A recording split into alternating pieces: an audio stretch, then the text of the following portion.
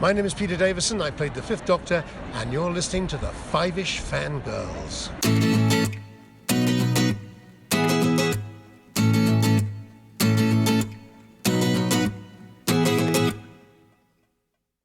The Dungeons as we continue all the way to episode 458 of the Fiveish Fangirls podcast. And I don't go through hatches in this skirt. Welcome everyone to this week's episode of the Fiveish Fangirls podcast. So glad you could join us. Let's start off like we do with virtual table and see who joined us this week. This is Chrissy in Salt Lake City. This is Holly from Wisconsin. And this is Rachel in Indianapolis, Indiana. Hello, everyone. Hello. Hey, everybody. Hopefully, those that participated had a good Mother's Day. Yes. Or, as I've been telling people, call your mom figure, call someone who you think might need a phone call from you. Just, yes. Yeah. And as I was telling the ladies here before we started, I had a nice Mother's Day. Came home from church, got into my pajamas, Jared made lunch, and I played video games. Went between Pokemon Arceus and Legend of Zelda Minish Cap.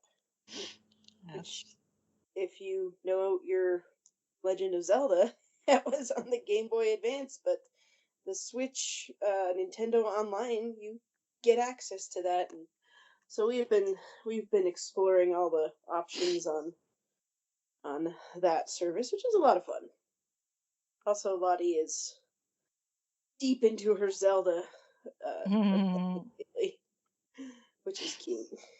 Raising that kid right. Yep. Yep. Although we've also been getting into Sailor Moon. We were watching some of those videos, some AMVs beforehand, and Sailor Chibi Moon popped up, and she goes, "Mommy, it's my favorite one of the Guardians." I'm like, "Is it because she's pink?" Yes. Uh-huh. And as she routinely reminds me, pink is her favorite color. Purple is her second favorite color. Nothing wrong with that. Nope. But it was cute. I'm like, oh, proud parent moment. It's like something I'm doing's right. Yay! Yes. Indeed. So, It was a good weekend. good. Well, we don't really have a whole lot in the way of news. Not really, although FanX doing what FanX does. Fanix and a handful of guests. Jonathan Frakes, a writer, as well Number as one. director. Yes. Director of a lot of things, a lot of TV shows. Excellent director. Inventor of the Riker maneuver. Yes. Yes. Yes.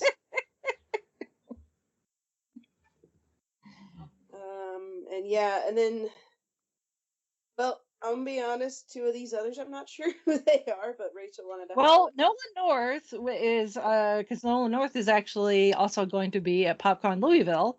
He's a voice actor, does a lot of video games, like the Uncharted series. Oh, Okay. okay. The video game, not the movie with Tom Holland. All The right. video I have game not played Uncharted. it was but... based on. And then it doesn't surprise me that they added this person, considering you've got Sarah Connor herself, Robert Patrick, the T-1000. Nice. From Terminator 2. And also the X-Files. Yes. There we go. So perhaps I just don't know. I saw Terminator 2 reunion going on there at the FanX. So Too bad Arnold doesn't do conventions, or at least not that I've seen, because that would be a headliner for sure. Yeah, I'm sure he is way too expensive. Oh, I'm sure. If you tried to get his autograph, it might break you. Yeah. I were to hazard a guess, but there you go. So, but yeah. Well, FanX not sleeping on the job. So There there we go. So that's basically the news Mm-hmm. we've got for this week. Yeah. It's a little bit of housekeeping for those subscribed to Gold Standard in your feeds.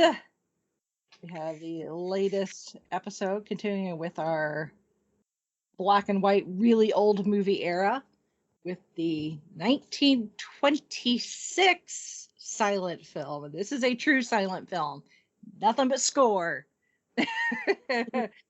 Occasionally they try to use the score to double as sound effects, but this is pure silent film, the Buster Keaton film, The General. Yeah, I had thoughts.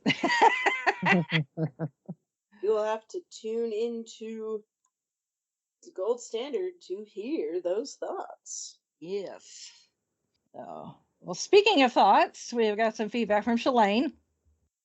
Lots of thoughts here. Lots of thoughts from Shalane, because we talked about Star Wars, and Yes. that perked up her antenna.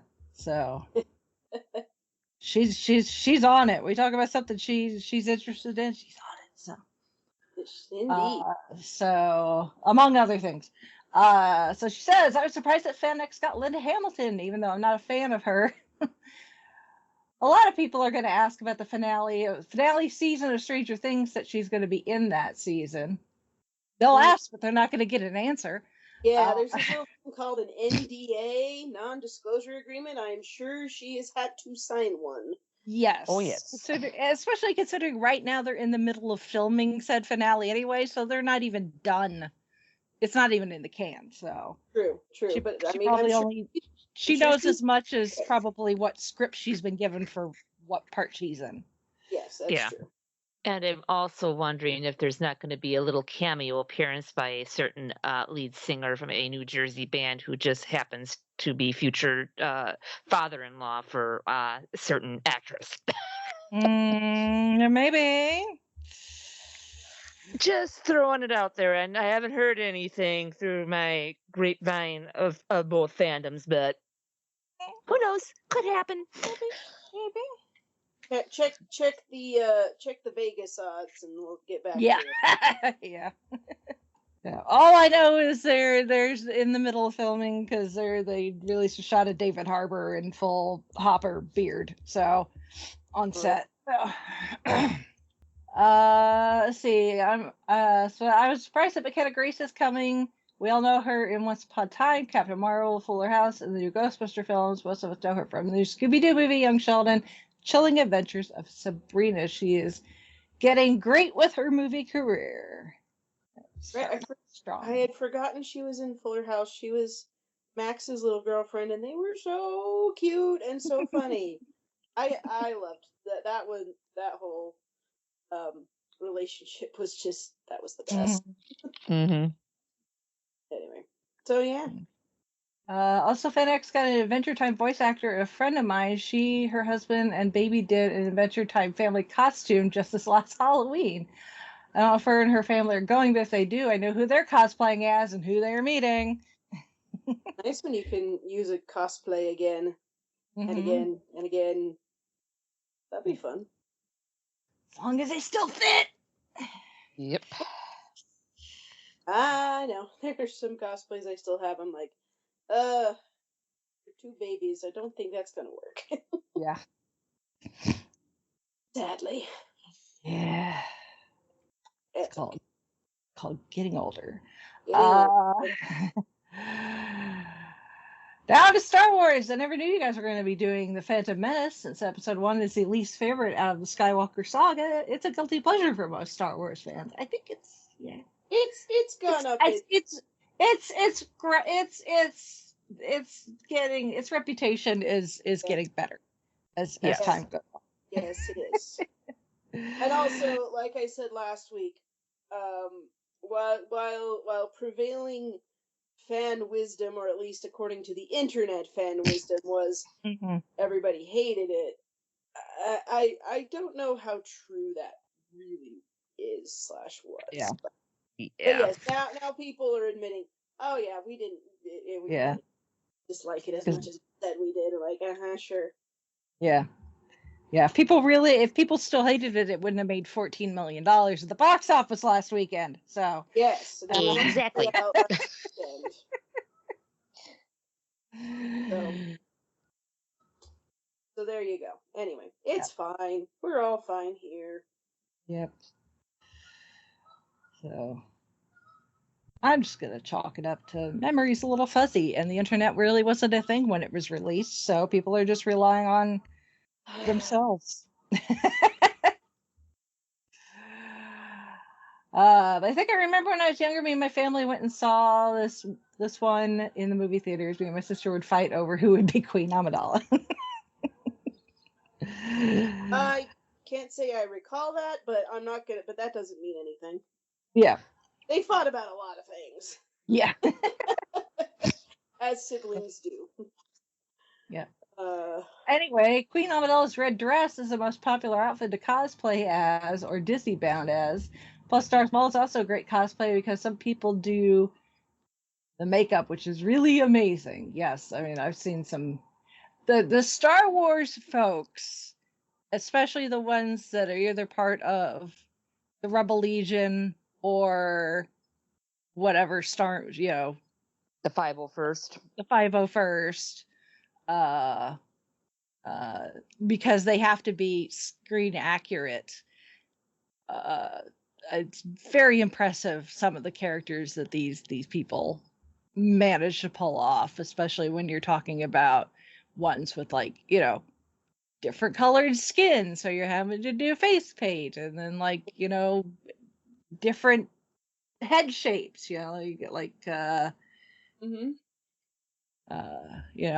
someone like Darth Maul, where it's like, that's really wild makeup to be able to accomplish, or even doing like Palpatine, as Darth Sidious, doing all the wrinkles and everything. Yeah. I think that's a big part of why cosplay is so fun to do. Is you get in there and you get to do things that you get to be creative and figure out how to make that makeup work, and it's anyway, it's a good time. It's not just dressing up, although that is obviously a big part of it, but it's like, how do I make this work? How do I draw all these patterns and whatever on my face, or how do I find that particular kind of fabric, or how do I make it fall just so all that. So if you've ever cosplayed, or even if you don't make it from scratch, if you go to the thrift store and like looking for just that one piece that's like, this is what's gonna make it work, and then you go show it off at a con or whatever, wherever you're going. So yeah, it's a lot of fun. She continues. Growing up, I was still trying to figure out Star Wars with the storyline and who is Queen of Naboo or who is disguised as Queen Amidala, and does the Jedi know Anakin got married? Then, so I was getting ready for Force Awakens, finally getting released. I finally figured them out. Now, the same way I figured out the MCU. It's a little confusing. The whole, like, I know the first time I ever saw the Phantom Menace, like the whole Amidala body double thing, I was like, wait, what? I'm confused. Like, it was you for a while, and now it's the other one, and now it's you. I don't know what's going on, but I'm just here. I'm just here for the ride. Because during high school and a little bit of college, Star Wars fell out of life then, but I'm still on and off Star Wars. Yeah, that's a lot of people are off and on. It's not been consistent like the MCU, where we're just getting stuff like, every year. So. No comment. Yeah. My favorite part in the Phantom Menace is pod racing and the lightsaber duel. Good lightsaber duels always. It's not Star Wars without a lightsaber duel, so. Yes. And that was the first time that it was like, hey, we've got choreography, we've got actors and stunt people who can actually do all those crazy flips and tricks and whatnot, and the CGI helps, computers can help us out with a few more trickier aspects. So yes, that lightsaber duel at the end is just mwah! Brilliant. Another thing I forgot to mention when you girls did your Mummy episode, since the Mummy and Phantom Menace are doing screenings movie theaters celebrating an anniversary this year, is because they're not so much summer blockbuster movies. There are not as many summer blockbuster movies coming out this year because last year's strike. True. Well, that did make an impact. True. Yep. I did hear the Lord of the Rings trilogy and the Prisoner of Azkaban are getting screenings this year as well. Yes, and they're not just the Lord of the Rings; they are doing the extended edition of Lord of the Rings because that's the only version worth watching. Yep, we already have our tickets for Return of the King because there was no way we could do all three, and kids. So Jared never got to see the third one in theaters, so we're like, we'll do that one. Yeah, because if you wanted to do all three, that's like 12 hours. Well, so it's like it's one on like they're on different days, so it's over a weekend. Yes. So like if you can dedicate your entire weekend to that movie, to all three movies, go for it. Some of us don't have that ability. Yeah. I was like, I try to watch them like once a year at home. Yeah. And I own the extended editions, and I can't do it in one sitting. I have to spread it out. Because that same here. It's like one day, dive into one the the behind next. the scenes stuff too. So that's I do that discs too. per movie. So yeah, I'm the same way. But yeah, so it's like 8 hours per movie, which throw the behind the scenes. I applaud their wisdom in stretching it out over 3 days. Yeah. I can't justify it. Dumping. Well, I mean, if you're gonna do any of them, it should be Return of the King. So, because that's the culmination of everything and makes me cry. Yep. For so like the last 20 minutes. We'll try to watch the first two at home before we go to the theater for it. I don't know. We'll see what we can do. Pour one out for Theoden. That one too. Yep. But yeah. So it is exciting. I don't know. It's like after like when the pandemic was starting to kind of loosen up a little bit and the movie theaters were opening, but they didn't have anything new yet to show, and they were showing older movies, and we went and saw Back to the Future on the big screen, and then they were doing Indiana Jones at the drive-in. It was kind of fun. It was like, it was nostalgia done right, I think. It's just these movies that people generally love and enjoy. Put them on the big screen and let's have a good time. And yes, maybe you won't make $1 billion like some of the first run movies, 5 or 6 years ago, but you didn't have to spend all the money. The money for production's already been spent. You just have to say, here, theaters, show these movies. Make money. There you go. Think you're welcome. People will come. Yes. If you screen it, they will come. Absolutely. Anyway, but yeah, I'm enjoying this, like, older movies in theaters. Yes. Yeah. Let's do it. Yep. Because I remember years ago, some movies did screenings in 3D where they wore 3D glasses. Yes, that was a thing that they did for a while. It was badly. 8 years ago, they did Phantom Menace in 3D. And there was some guy asked me out on a date. Obviously, this is before Jared. Yep. And we went and saw that in 3D, and I'm like, I don't know, like the 3D conversion, parts of it were cool, and then parts of it were kind of like, why? Yeah. And, yeah, 3D that's the problem with conversion is if it's not filmed to be seen in 3D, conversion can only do so much. Yeah, it was okay. I'm not going to say it was terrible, but at the same time, I was like, I probably would have enjoyed it without personally, but yes, Ashley Eckstein was on that. So Raven, hi, chat. The Ashley girl who was on Sweet Life of Zack and Cody, you were probably thinking of as Ashley Tisdale. Sorry. She's I'm the girl in not. High School Musical and Phineas and Ferb, but she's a blonde too. So yeah. I am not as hip to that era of Disney Channel shows as you are. So Yeah. I never claim to be good at that. I only know because I read Ashley's book. So That would do it. yep. So let me calculate what Star Wars movie you girls have talked about. Force Awakens, Last Jedi, Rise of Skywalker, Rogue One, New Hope, Empire Strikes Back. I think I'm correct. Yeah. And then add Phantom Menace on that. You would be correct. Mm-hmm. Well, we'll get around to all of them. All the ones we're currently missing. Yeah. It's on the to-do list. So also I figured out that they started episode 4 through 6 before they did episode 1 through 3 because technically the technical special effects around the 70s and 80s were perfect for episodes 4 through 6.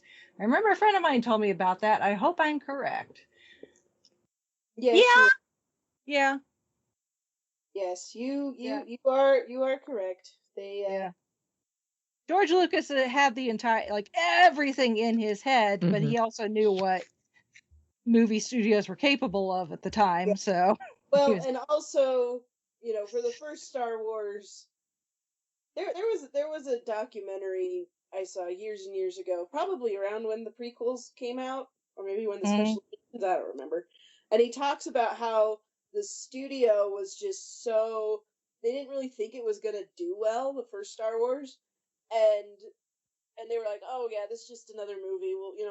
We'll give you this much money, you can put it out, whatever. And it was just gonna be because there were a lot of movies that just kind of were, you know, there and gone and forgotten about, and so that was sort of the norm. And then Star Wars came out, and George got in his contract to get all the profits from the merchandising, because the studio's like, yeah, who cares about that, you know? merchandising. Man. They might sell a few trinkets here and there, but whatever. And clearly that was a mistake. But yeah, like first Star Wars, they put it together basically with chicken wire and chewing gum. And they had to speaking of me having to be creative and use what limited resources you have. I mean, there were bits of, like, you know, they made like erector sets, was what, and you know, battleship and model kits is what like the Death Star set was made out of, and sort of thing. And so, you know, they did pretty good for random bits of 1970s stuff. technology. 1970s technology. Yep. And a lot of what they did actually, they invented a lot of stuff just to make it look as good as they did. So yeah.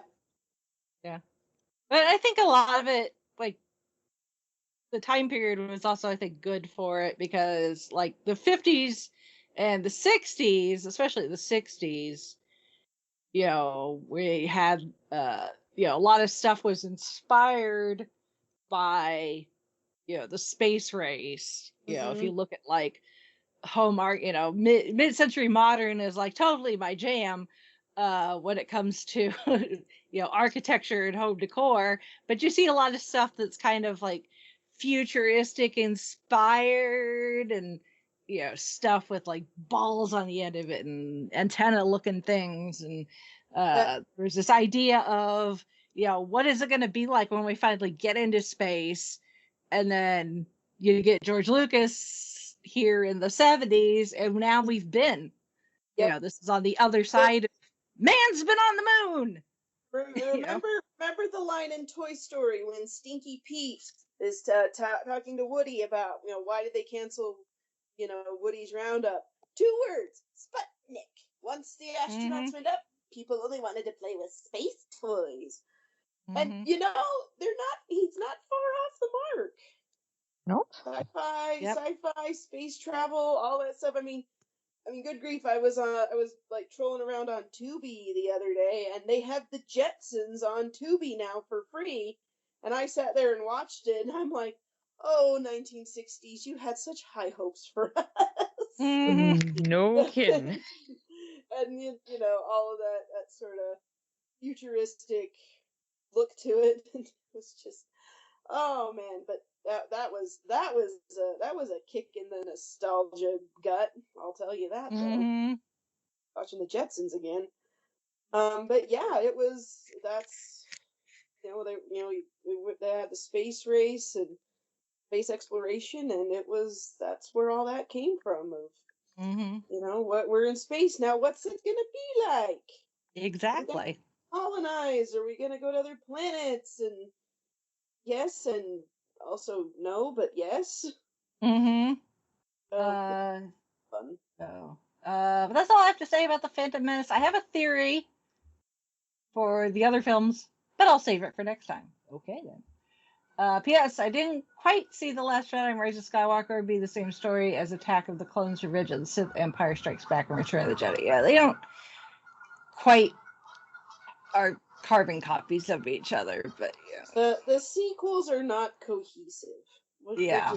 They did not, and they've admitted it, they did not have a story going into this. It was just sort of throw spaghetti at the wall and see what sticks. Yeah. Mostly they ended up with a big mess of spaghetti on the floor. Mm-hmm. Yeah. So, and called it bolognese. We did get BB-8 out of that though, so it's not a complete loss. Last thing I forgot, they got the perfect cast for the OG Star Wars of the 70s, the perfect cast for the prequels, same with the sequels.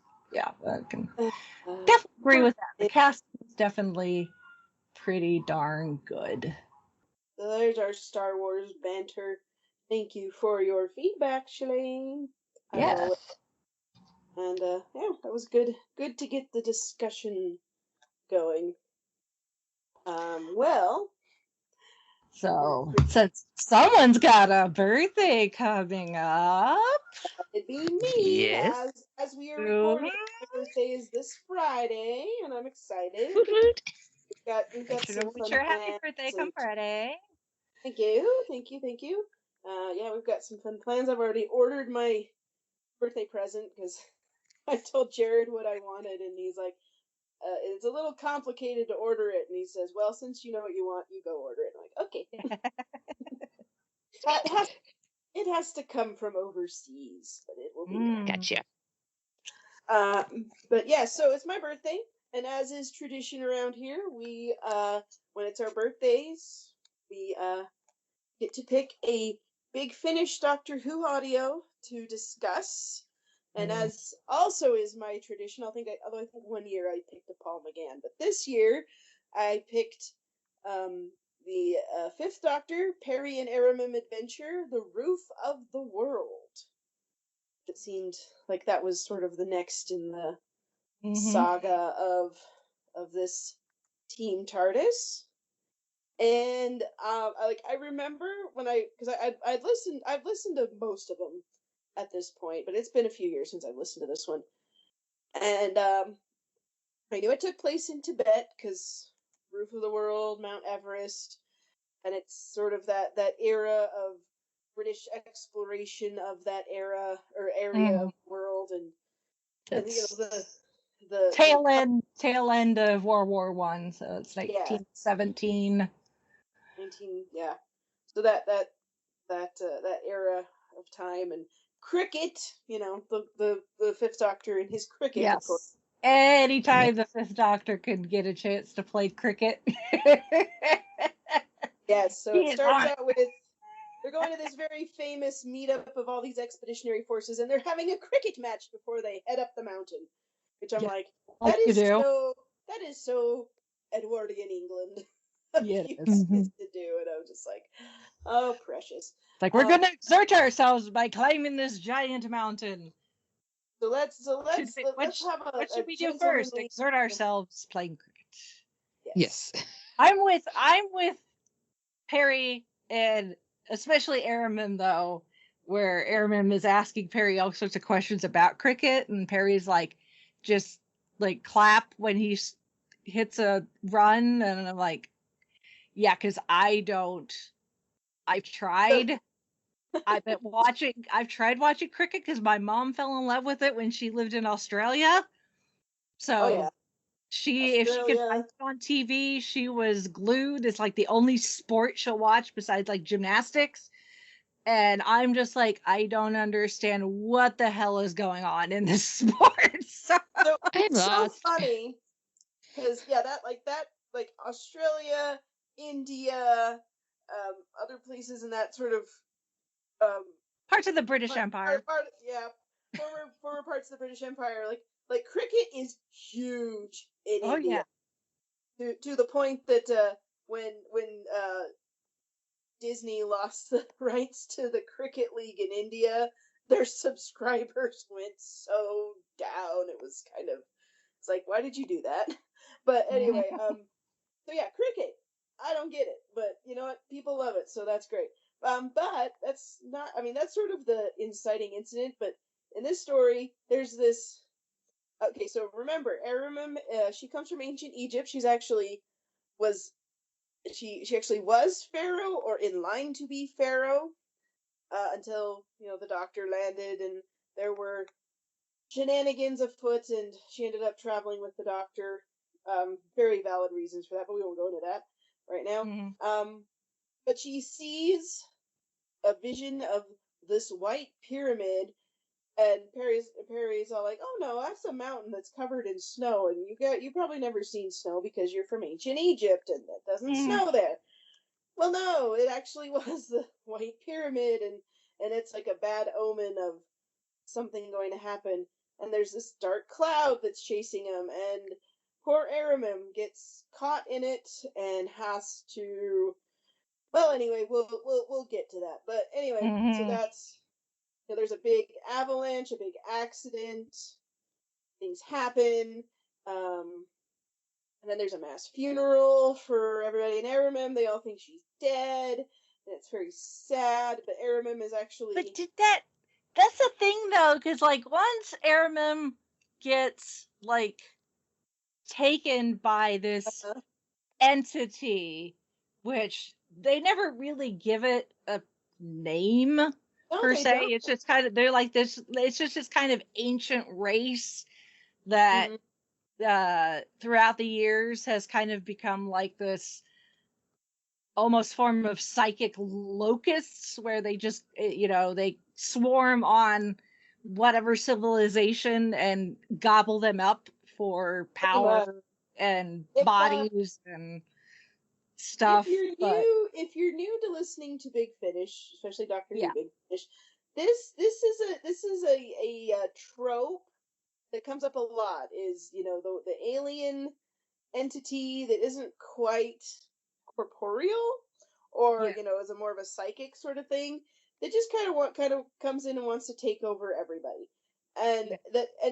but they do it in different ways throughout the thing. Sometimes they do it a little better than others.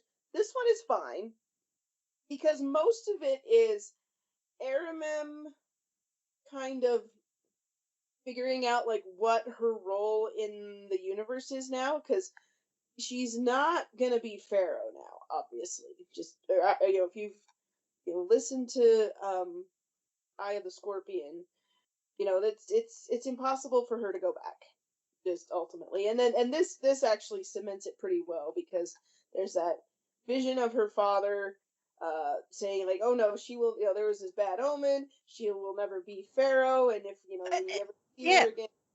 yeah. That's like that's my question is like when she gets this disembodied psychic, whatever you want to call it, because I've seen different like reviews and people have given them different names. I've seen them referred to Yeah, as the Great Old Ones. yeah.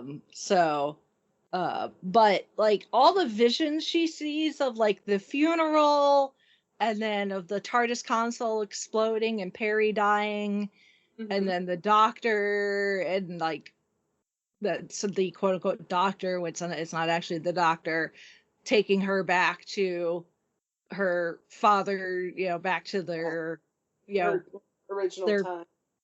her original time, and seeing her father and all this stuff. Like, is everything she's seeing actually happening, or is it these entities using what memories they could, information they're pulling from her brain and showing her like the worst thing that she could possibly think of, so that she eventually feels like, I'm stuck in this hell, and the only way I can be free of this constant torture of being shown like my friends and family hating me is to agree to go along with what these creatures want. And that's kind of the question, because it's not said outright. But, well, because Well, the doctor kind of does. the doctor kind of does. He tries to answer, but as you listen to Erimem's story throughout all the adventures with her, and maybe I'm cheating a little bit because I've done that, you'll kind of see how all these, she has all the, and this was a big part of that one, but she has these little moments all throughout her adventures where she realizes she cannot go back, or like she really has to learn to accept that she cannot go back home. Because in the end, I don't know that this is really a spoiler to say so, because in Eye of the Scorpion, the doctor's like, there was never a Pharaoh Erimem, the rest of her name, and then so he's like, this is really weird, what's going on? So this is kind of to explain that character and why she doesn't go back to ancient Egypt after she's done traveling with the doctor, and she does obviously eventually leave the doctor, but it's not from her original time and place, and it's kind of an interesting story that they tell with her, just like kind of her journey of where she starts. She's like, I am Pharaoh, I am basically a god, a deity in her own right, and then she learns like how big the universe is and how what her role is in it, but it's never to that point like, oh, I'm really not that exciting and not that special, because the doctor never makes her feel that way, and she has this friendship with Peri, and they become close, and like I think Peri, not in this story, but I think she refers to Erimem as like a sister to her at some point, and Yeah, I can see that totally. yeah. So it's very, I don't know, I love it. I love the dynamic between with Erimem and Peri. I love watching them like grow as just sort of, it kind of like this little family almost, and like we heard it when we reviewed Kingmaker, and like how because all the time travel shenanigans there, of how they were like, they basically had to depend on each other because they were separated from the doctor by time, and Peri is sort of like helping her understand like how history works and how time travel works, and the doctor's kind of you just kind of have to smile and nod when the doctor's going off on a tangent, and she and Peri teaches her how to read, and they read English, and she reads the Lewis Carroll stories and the funny poems, and those sorts of things. So I don't know. It's not like you when you say it like, oh, she can't go back to her original time and place, and it makes it like sound like it's a tragedy, but it's actually not. It's actually kind of this fun story of like growth and learning, and just seeing this character arc go through all these different things, and I don't know. So yeah, I mean, this story is pretty heavy, especially for Erimem. Even Peri, because she thinks her friend has died, has been killed in this accident, and the doctor feels terrible because he's like, what could I have done, or what did I do wrong? And then they realize what's actually going on, as happens over the course of these stories. And then by the end, Erimem, like she's kind of like you get the feeling she's gonna be fine. She's just not fine right now. with everything she's seen and had to experience. Oh yeah, like when Yeah, she's like, the doctor finds her. She's like, I don't want to close my eyes. no, yeah, like she's like, don't let me do that. But then they talk and she's like, okay, doctor, you can turn off the light. Yeah, because I mean, if we've seen not just in Doctor Who, but in sci-fi in general, there's a lot of wild and amazing and dangerous things out there that can harm you physically, but there's something about being psychically and psychologically attacked that almost seems worse. Yes. To have someone inside your brain and just kind of mess around with it. One of my favorite Doctor Who episodes still to this day, and it's been out for a fair amount of time, is Midnight. It's that one with where the Doctor is trapped on like the shuttle with all the people and his companion isn't there, Donna isn't there. And it's like there's this entity, this monster that's never given a name, and he can't talk his way out of the problem and all those things. So it's very psychological horror, and I'm like, I kind of like if it's done well. That's the kind of thing I like, but it has to be done a certain way, and it has to be done. I don't know. It has to. I don't know how to describe it, but it's something that I really like, and that happens. Something similar. Because it's a great plot device, but you can't necessarily show what's going on inside someone's head. Right. Which is why you have to be able to, especially in this. Yeah. In audio, it works great. Yeah. You don't have to worry about, well, what does the visuals look like? What is Erimem actually doing? Is she actually talking to somebody, or is there somebody standing there, or is it just a voice? It's like, we don't care. Because it's all anyway. Yeah. They could play with the audio effects, with this it's kind of this mix of whispering, and you hear kind of male voices and female. At one point there's giggling that sounds like little kids, which is kind of scary. Reminds me a bit too much of the giggling of the cherubs with the weeping angels. So yeah, there are if you ever want to scare the crap out of somebody in a horror movie, have a kid in there like acting creepy. Because I don't know what it is, but kids acting creepy is a lot scarier than adults acting creepy. But that's just me. I think the fact that because this is so psychological, and because you only can rely on what they're telling us, right, or what we're hearing, is it allows our imagination to try and fill in those blanks.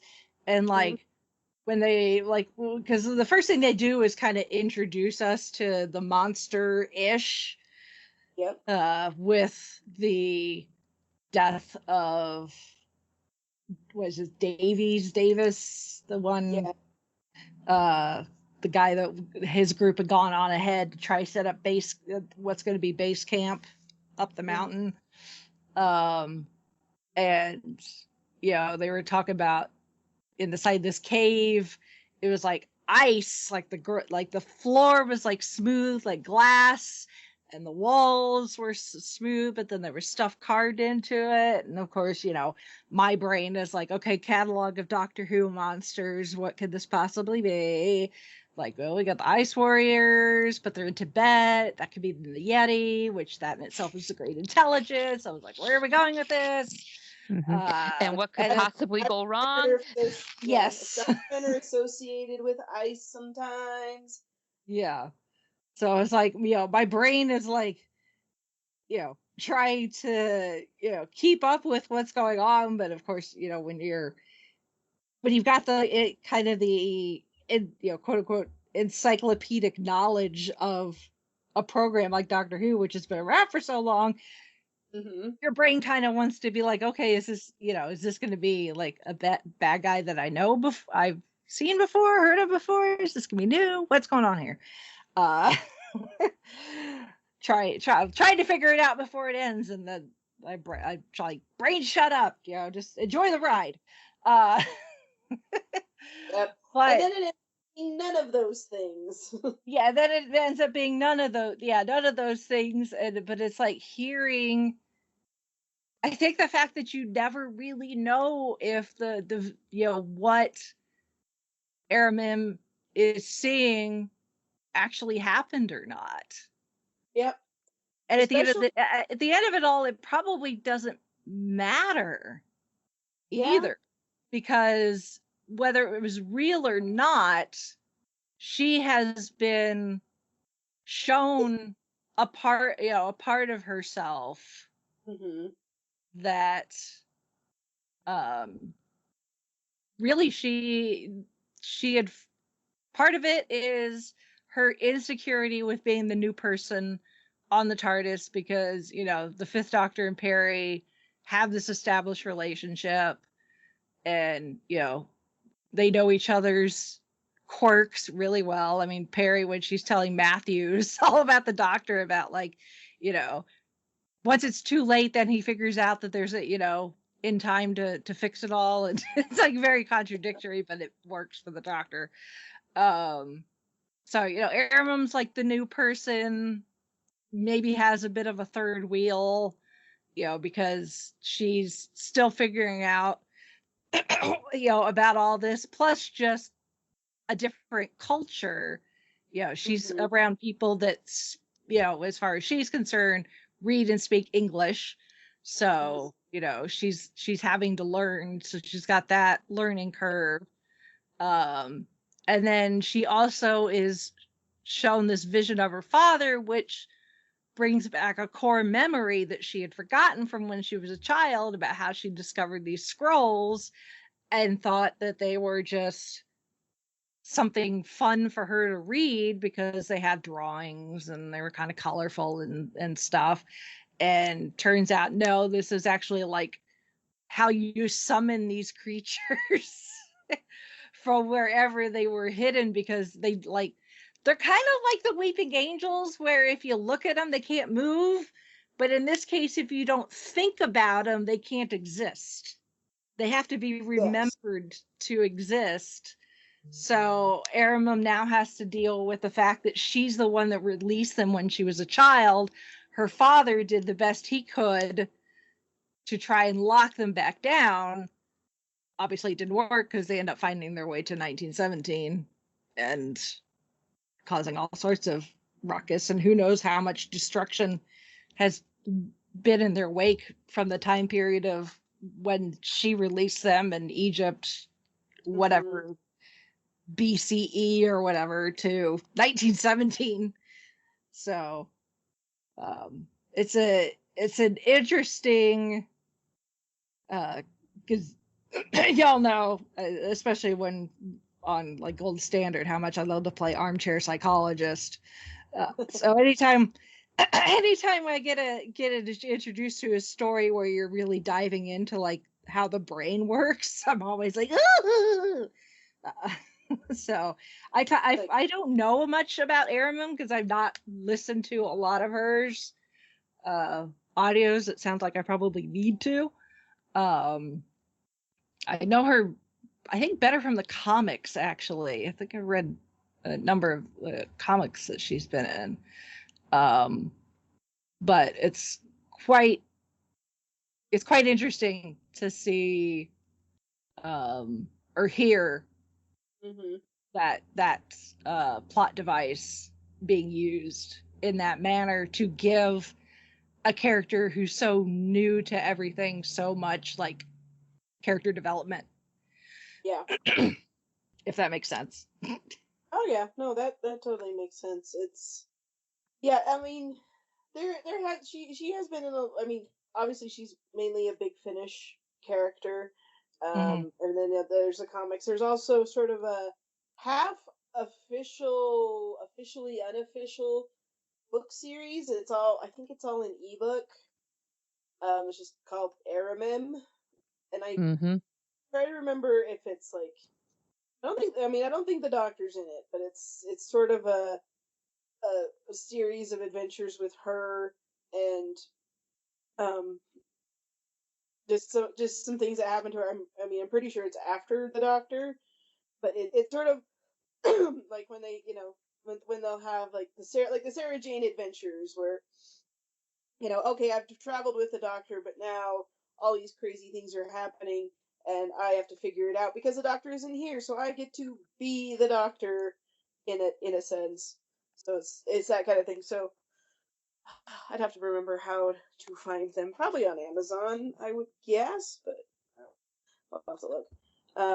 But they're fun.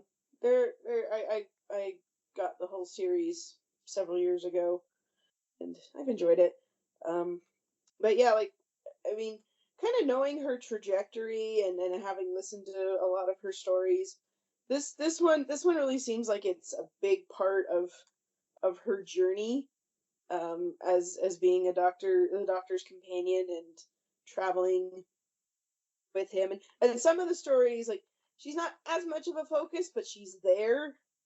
But this is a good one for kind of like you said, her psychological, like what makes her tick and like what is important to her, what things she values, and things like that. So, but yeah, and it's kind of funny because the story starts out and you think, oh, this is gonna be, it's gonna be a historical.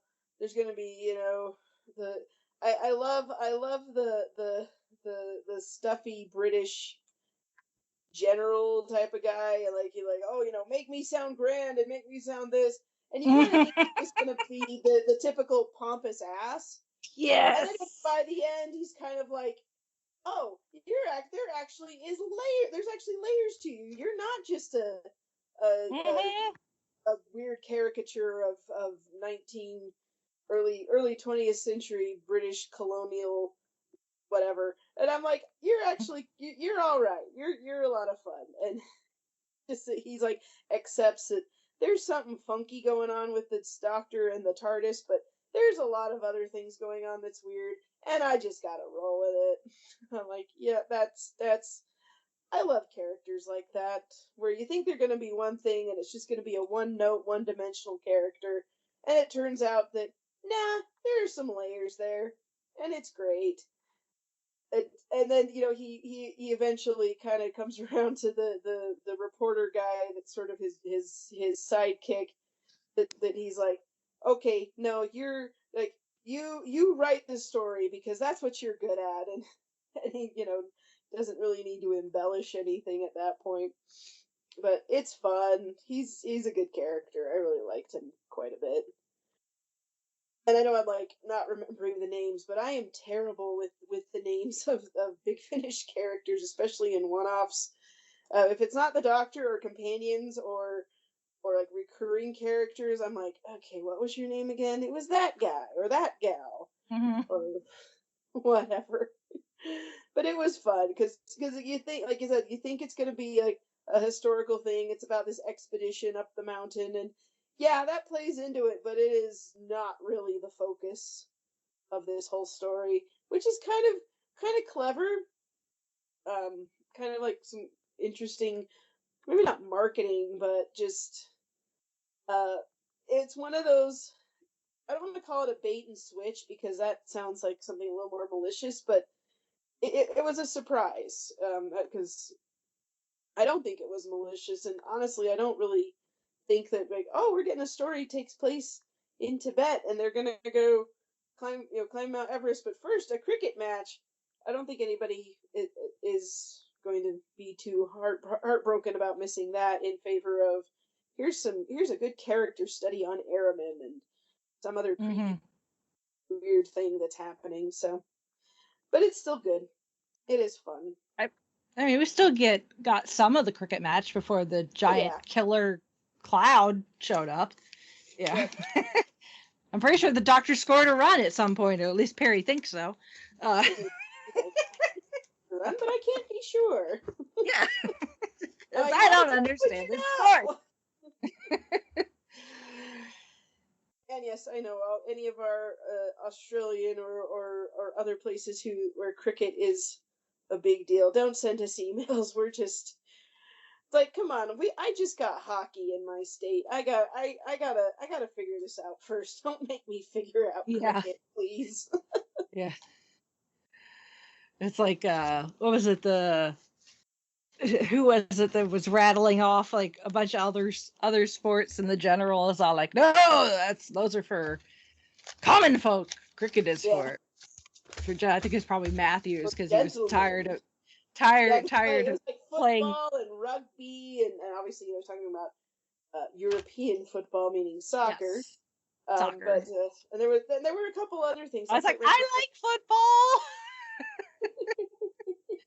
Not British football, but I like football. Like slightly different country, got a little further south on the continent, but a little bit. But yeah, that was a fun exchange.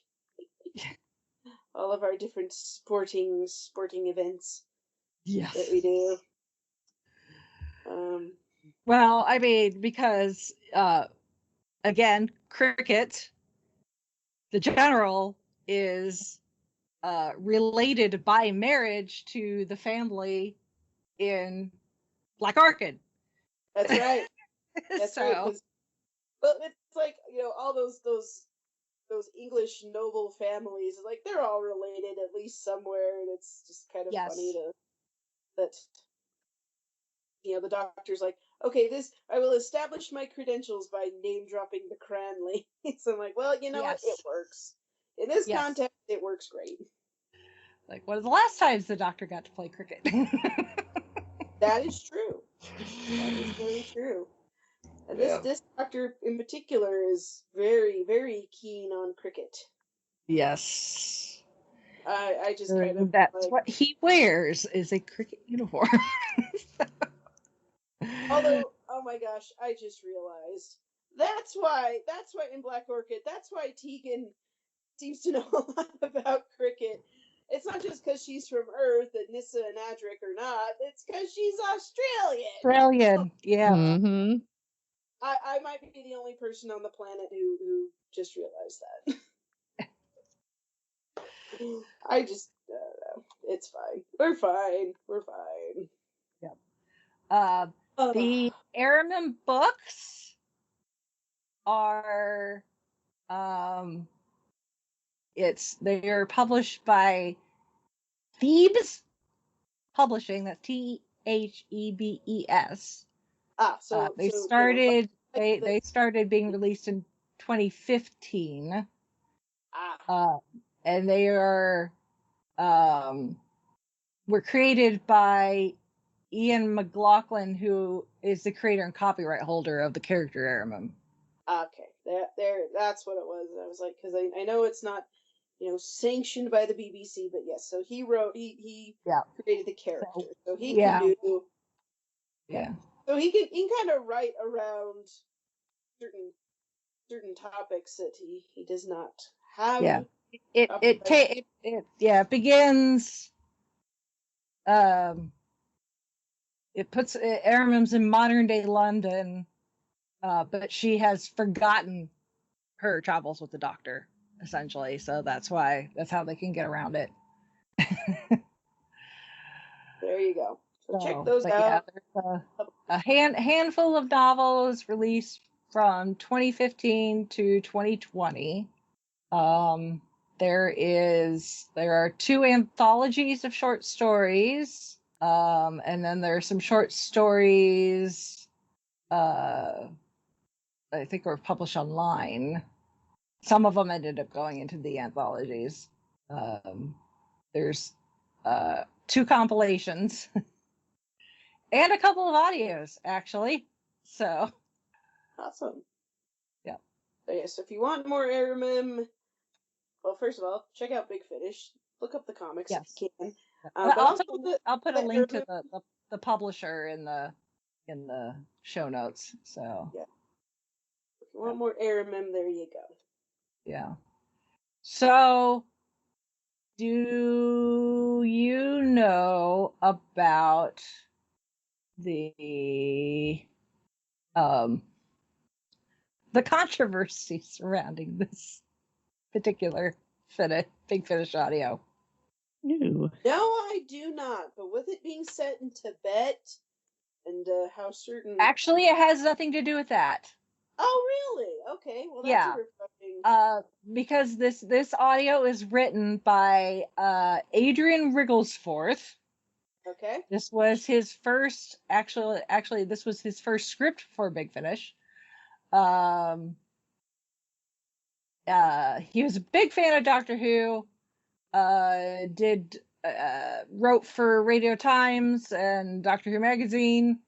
However, throughout his tenure as a quote unquote journalist, at one point, he published an interview in TV Times that was supposedly an interview with Stanley Kubrick that was completely made up. And then he was found guilty of stealing and selling photos that he had stolen. Oh, gosh. The longer you look at it, the worse it gets. Yeah. He stole and sold photographs from the Daily Mail, of all places, reselling them for profit, his own, and pocketing it. He was sentenced to 18 months in jail, and this audio was released a few days after he was convicted. Oh, lovely. So as of 2023, this story is the only licensed Doctor Who story to have been released while its author was serving a sentence for a criminal offense. Jeepers. Well, that's quite the trivia question. Yeah. It's still a good story. Yeah. Well, and the thing is he was supposed to write the script for what would be the Dark Dimension, which was going to be the 30th anniversary special for Doctor Who. Oh, jeez, and that because he went to jail, that didn't happen. So, and that's never got produced. There was another misfortune with Dimensions in Time. Yeah. Oh dear. Yeah. I did not know any of that. I like the story because I liked Erimem and yeah, and it's a 5th Doctor, so woohoo! I'm like, oh yeah, but yeah, it's supposed to be the 30th anniversary. It already had problems because several of the classic era Doctors did not like how small their parts were going to be. Get it?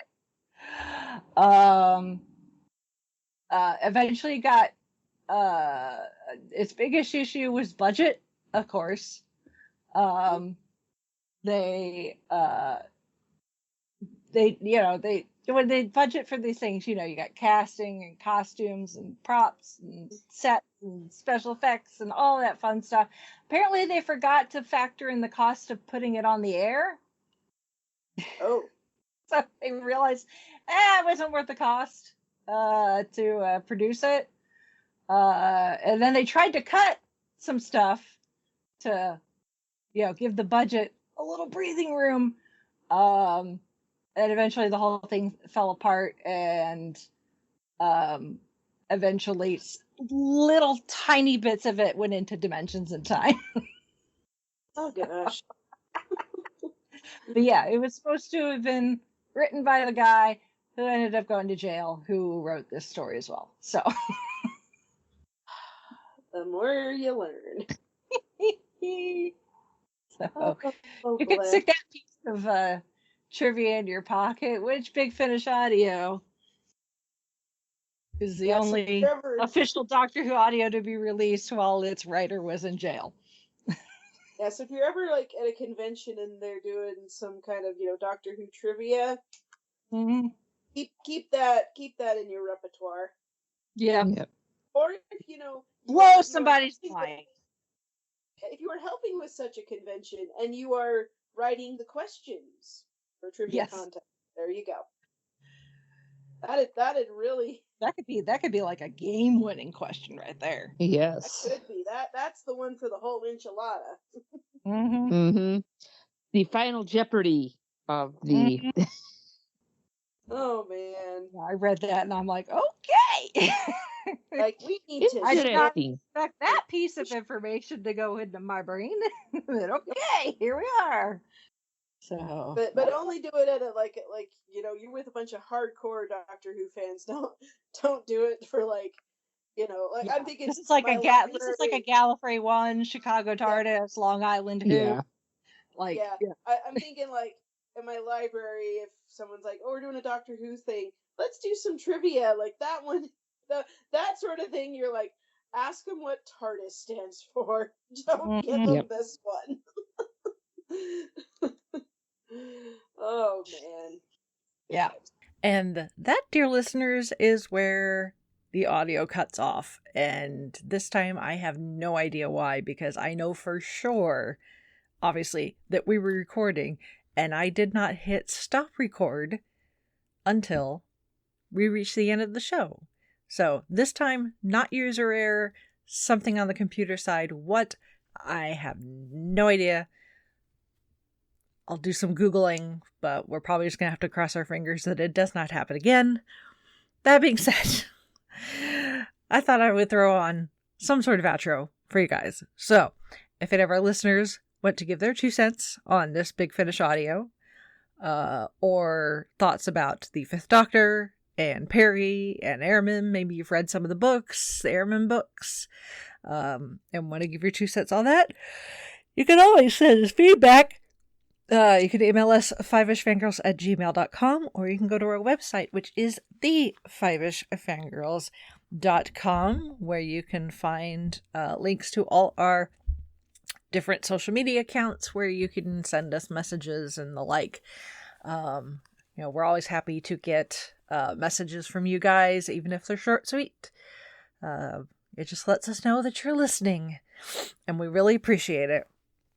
If you want to go a step further and support us with your money, you can do that in a number of ways. You can become a regular supporter on Patreon, which, as of this episode being released, our Patreon supporters got a little bonus, a little surprise audio from an event that I attended. This is Rachel.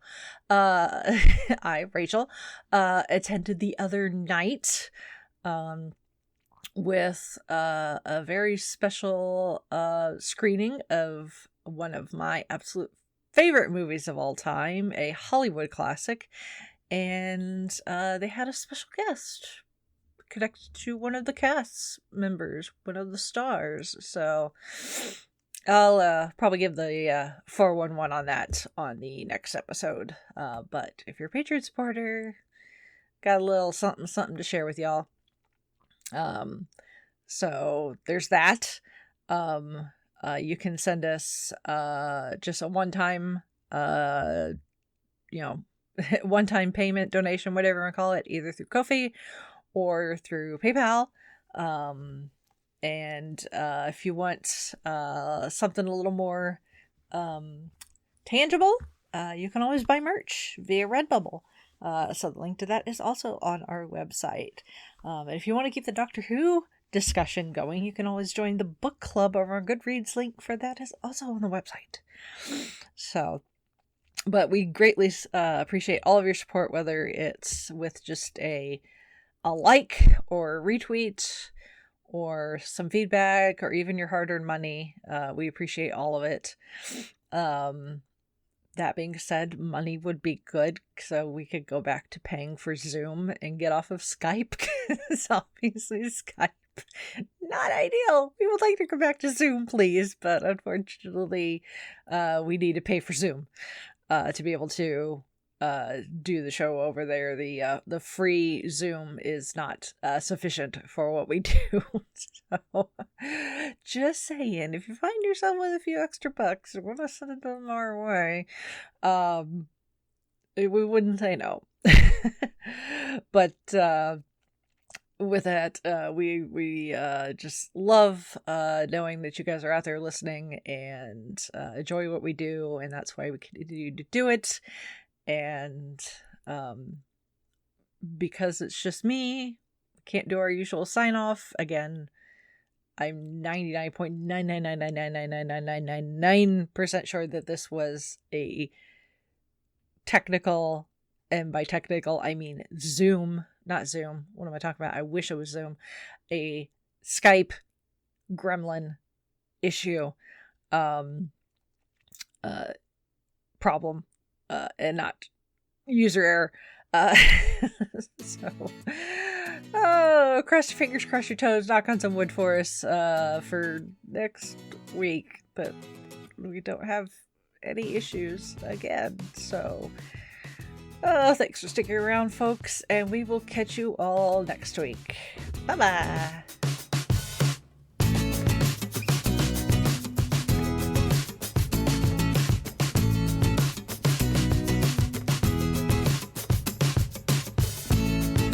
Thank you, our Fiveish fam, for joining us on this week's geeky journey. If you enjoyed the show, don't forget to subscribe, rate, and review. Stay connected with us on our website, thefivishfangirls.com, and follow us on most social media with @FivishFangirls. Plus, check out our nonprofit, Fangirls Give Back, to see how we're making a positive impact in our community. Until next time, stay nerdy and let the squee continue.